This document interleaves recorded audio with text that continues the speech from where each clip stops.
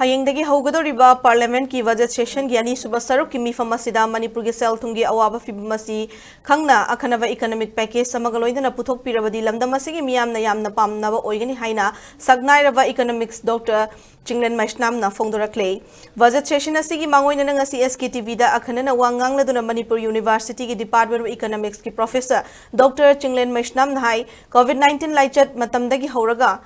Thokliba irang asigi manungda matam sangna internet service thingjin kiba asina maram oiraga state asigi sel thungi leiba tangka kayada chawna sokhanduna sel thungi fibam asi hena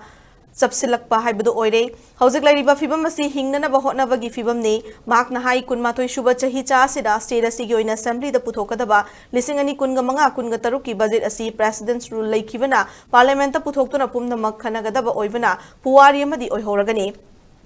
State asigi Meeyam na thengnariba sel thungi awaba asiga loinana soksilakliba sel thungi fibam asigi yenglaga budget asi Akhannaba thorang kyauna puthoktuna awaba fibam asidagi kanduna fagat hananaba hona haningi haike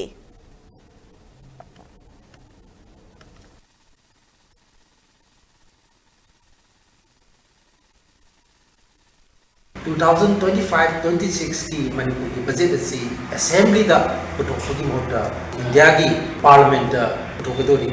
मदुगी दमता same साबा लोइख्रे अतो हारिबा सी असातोइबा सेंबम सी आइना उजबददी मसी तंखाय योना लापगी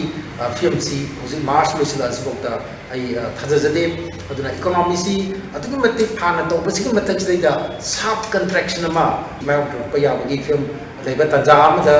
दुदा पुथोकपा अदुगुंबा budget ओगेदोरबनी Manipur की लेइबा ओजिकी सेंटुंगी अचोबा financial stress Varuna को government की financial अचोबा stress अमा मसी मायोरिबसी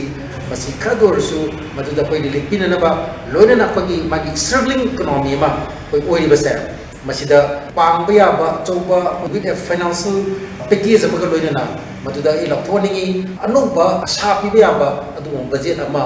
पुथोकपसी मणिपुर की Meeyam na pamgani